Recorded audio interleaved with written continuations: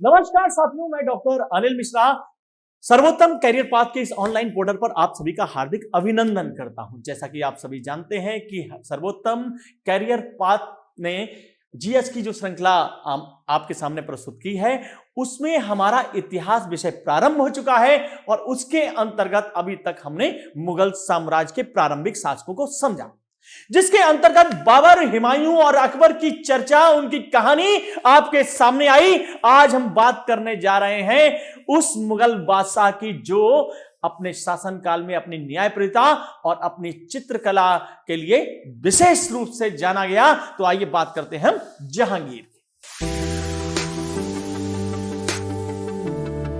जहांगीर जिसका जन्म 1569 ईस्वी में आगरा में हुआ था, अकबर की पहली संतान। अकबर की बहुत दिनों तक कोई संतान नहीं होती थी, लिहाजा अकबर ने शेख सलीम चिश्ती की दरगाह पर कई बार जियारत की और उन्हीं के आशीर्वाद से 1569 ईस्वी में आगरा में सलीम का जन्म हुआ। जन्म होने चूंकि ये जन्म शेख सलीम चिश्ती के आशीर्वाद से हुआ था, इसीलिए अकबर ने अपनी इस पहली संतान का नाम सलीम रखा। जहांगीर, जिसको हम सलीम, शेखू या शेखू बाबा के नाम से जानते हैं, धीरे धीरे जो है वो बड़ा होने लगा, लेकिन उसके अंतर्गत कुछ व्यसन आ चुके थे। वो शराब और शबाब का आदी हो चुका था और यही अकबर से उसके मनोमालिन्य का एक बड़ा कारण था। अकबर से इसी प्रवृत्ति के कारण उसकी नहीं बनती थी और उसकी ये कुछ हरकतें इस कदर बढ़ गई कि वो अपने पिता के खिलाफ कई बार बगावत कर गया और इसी के कारण अकबर के उससे बार बार उसका टकराव बना रहा। लेकिन पिता का हृदय बड़ा था, पिता ने पुत्र की इन गलतियों को सदैव माफ किया। और आपको बता दें, 1605 ईस्वी में जब अकबर की मृत्यु हो जाती है तो यही सलीम जो है जहांगीर के नाम से अगला मुगल शासक बनता है। जहांगीर, जहां का मतलब होता है संसार, गीर का मतलब होता है हुकूमत करने वाला, यानी संसार पर हुकूमत करने वाला जहांगीर। जहांगीर का पहला विवाह 1581 ईस्वी में मान सिंह की बहन मानबाई से हुआ था और इससे एक संतान भी उत्पन्न हुई थी जिसका नाम उसने खुसरो रखा।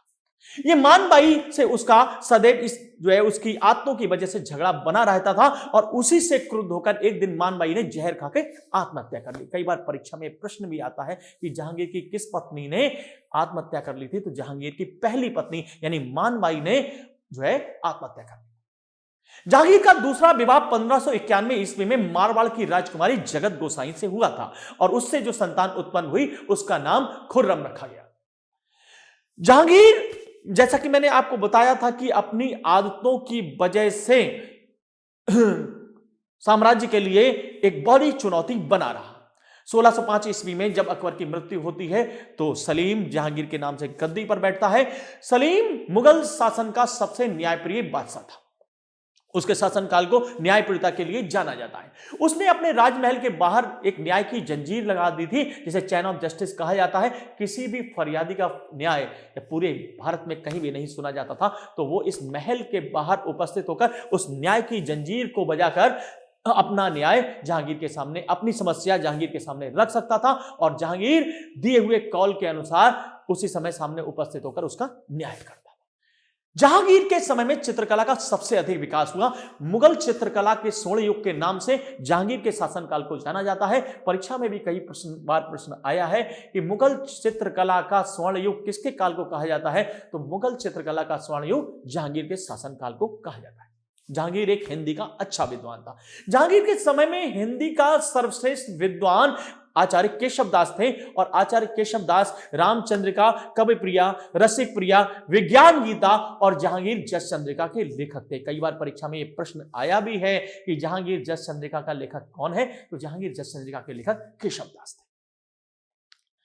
जहांगीर ने ओरछा के राजा वीर सिंह बुंदेला की मदद से फारसी साहित्यकार अबुल फजल की हत्या करवा दी थी। यह भी परीक्षा में कई बार महत्वपूर्ण प्रश्न बना है कि अबुल फजल की हत्या किसने करवाई थी। अबुल फजल की हत्या जहांगीर ने ओरछा के शासक वीर सिंह बुंदेला के द्वारा करवाई थी।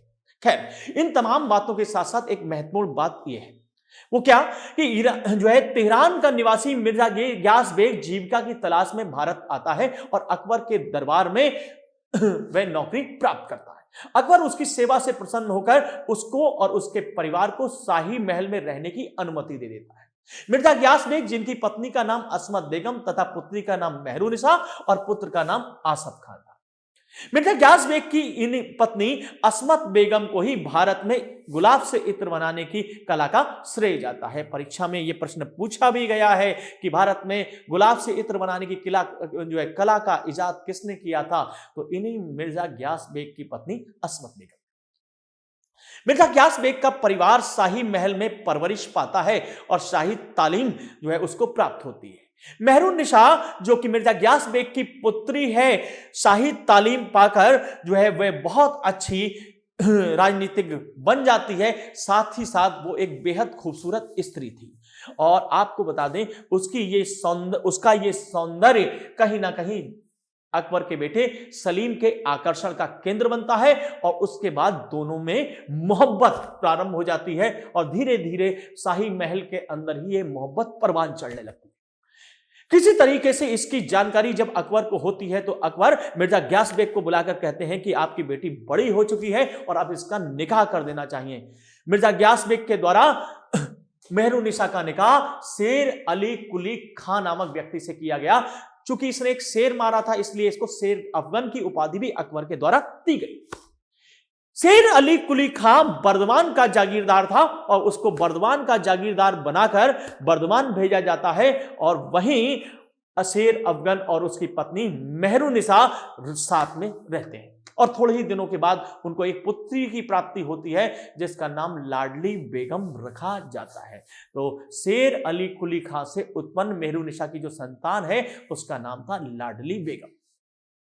इधर जब 1605 ईस्वी में अकबर की मृत्यु हुई और जहांगीर शासक बना तो वो पूरी तरीके से अभी भी मेहरुनिसा को भुला नहीं पाया था और वो मेहरुनिसा को प्राप्त करने की ख्वाहिश लगातार करता रहता था और इसके लिए उसने एक षड्यंत्र की रूपरेखा तैयार की।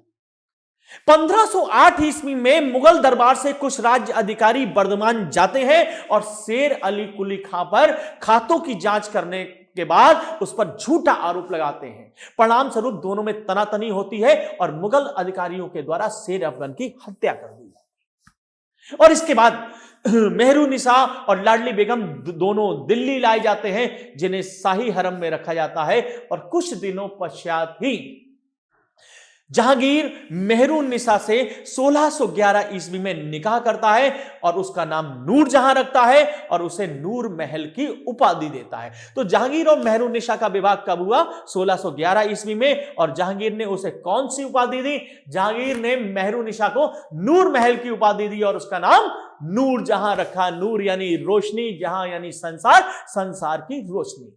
और इसके बाद धीरे धीरे शासन सत्ता की बागडोर नूरजहां के हाथों में आती गई क्योंकि जहांगीर तो शराब और शबाब में मस्त रहने लगा। वो तो कहा करता था सवा शेर गोश्त हो और एक प्याला शराब हो, नूरजहां की सल्तनत खूब हो या खराब हो, हमें क्या मतलब।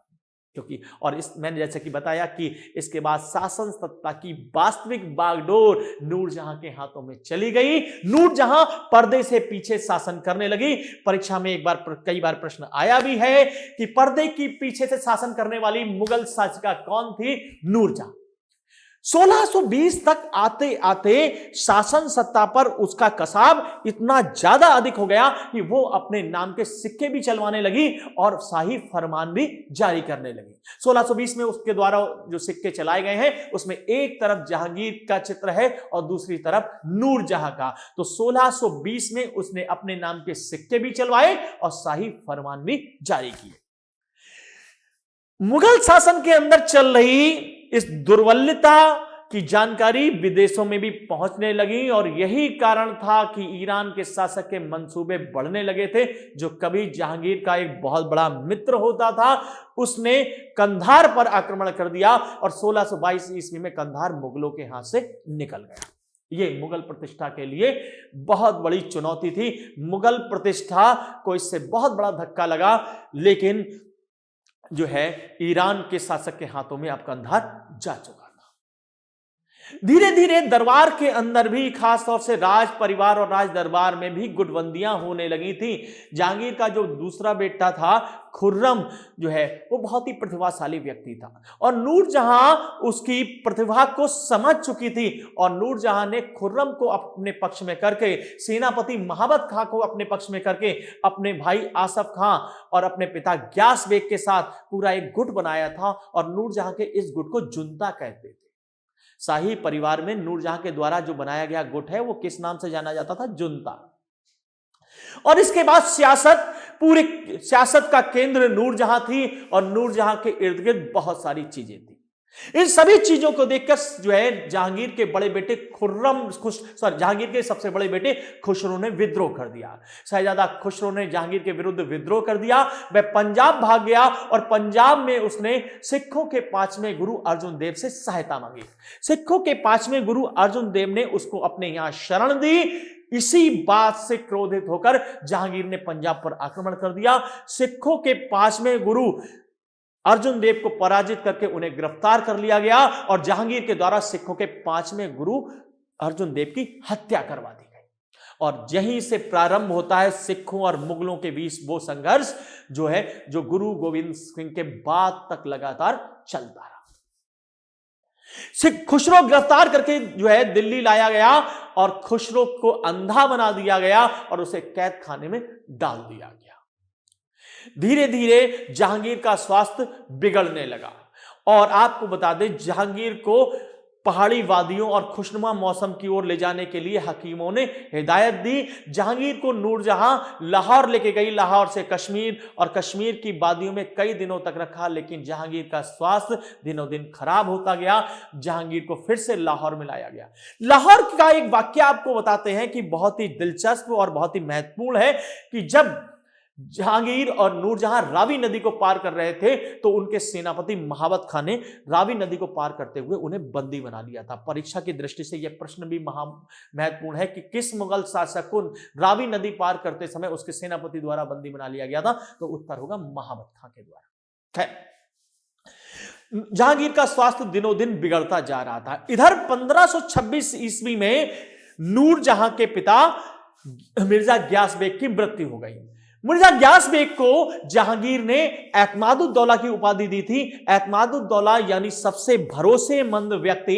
1526 ईस्वी में नूरजहां के पिता ग्यास बेग यानी एतमादुद्दौला की जो मृत्यु होती है उससे नूरजहां को बहुत बड़ा धक्का लगता है और मिर्जा ग्यास बेग को आगरा में ही दफना दिया गया था, जिनकी कब्र के ऊपर एक सुंदर मकबरा तैयार किया गया जिसे एतमादुद्दौला का मकबरा कहते हैं। और जी है भाइयों, सबसे महत्वपूर्ण बात यह है कि ये एतमादुद्दौला का मकबरा ही है जिसमें सबसे पहली बार पैत्रा देवरा शैली का इस्तेमाल हुआ था। और आपको बता दें कि सफेद संगमरमर से बनाई गई पूरी इमारत, भारत की पहली पूरी इमारत एतमादुद्दौला का मकबरा है जो आगरा में है। जहांगीर का स्वास्थ्य दिनों दिन गिरता गया और अंततः 1527 ईस्वी में जाड़े के समय उसकी मृत्यु हो गई। उसको लाहौर में ही दफना दिया गया और इसके बाद नूरजहां ने एक बहुत महत्वपूर्ण फैसला लिया। नूरजहां अच्छी तरीके से जानती थी कि अगर राजनीति में वो अब बनी रही तो उसकी हत्या हो जाएगी। इसी दूरदर्शिता के तहत उसने जहांगीर की मृत्यु के बाद राजनीति से संन्यास ले लिया और वह लाहौर में ही बनी रही और लाहौर में शाही दरबार से उसको लगातार पेंशन मिलती रही जब तक वो जेल लाहौर में रही। और 1545 ईस्वी में उसकी भी मृत्यु हो गई और उसका मकबरा भी लाहौर में ही बना हुआ है। जहांगीर का मकबरा कहां है? जहांगीर का मकबरा लाहौर के शाहदरा में। जहांगीर ने शालीमार बाग और निशात बाग बनवाए थे। जहांगीर का काल मुगल चित्रकला के लिए जाना जाता है। जहांगीर के समय में प्रमुख चित्रकार उस्ताद मंसूर थे। उस्ताद मंसूर ने कई उल्लेखनीय चित्र तैयार किए जो इतिहास में दर्ज है। तो देखिए, ये हमारा था जहांगीर, जिसके सभी प्रश्नों को हमने सूक्ष्मता से समझा। एक बार हम फिर से थोड़ी सरसरी नजर डालेंगे कि मुगल काल का सबसे न्यायप्रिय शासक जहांगीर, चित्रकला का सबसे अधिक विकास किसके समय में हुआ, जहांगीर के समय में हुआ, कौन सा मुगल शासक हिंदी का अच्छा कवि था, जहांगीर, जहांगीर के समय में हिंदी का सबसे प्रमुख विद्वान कौन था, आचार्य केशवदास, रामचंद्रिका के लेखक कौन थे, आचार्य केशवदास, जहांगीर की आत्मकथा का क्या नाम है, तुझके जहांगीरी, जहांगीर ने नूरजहां से कब विवाह किया, 1611 ईस्वी में, जहांगीर सत्ता पर कब आसीन हुआ, जहांगीर 1605 ईस्वी में अकबर की मृत्यु के बाद सत्ता पर आसीन होता है। जहांगीर का प्रारंभिक नाम क्या था या बचपन का नाम क्या था, जहांगीर का बचपन का नाम सलीम था, जिसे शेखू या शेखू बाबा भी कहा जाता था। जहांगीर का मकबरा कहां है, जहांगीर का मकबरा शाहदरा में है। किस मुगल शासक को रावी नदी पार करते हुए उसके सेनापति ने गिरफ्तार कर लिया था, तो जहांगीर को उसके सेनापति महाबत खां के द्वारा गिरफ्तार कर लिया था। तो ये कुछ हमारे महत्वपूर्ण प्रश्न कहानी के माध्यम से हमने इतिहास विषय के अंतर्गत जहांगीर को समझने का प्रयास किया। आप लगातार बने रहिए, इसी श्रृंखला को हम आगे बढ़ाते हैं और अगले एपिसोड में हम अगले मुगल शासक शाहजहां की चर्चा करेंगे। तब तक के लिए धन्यवाद, नमस्कार।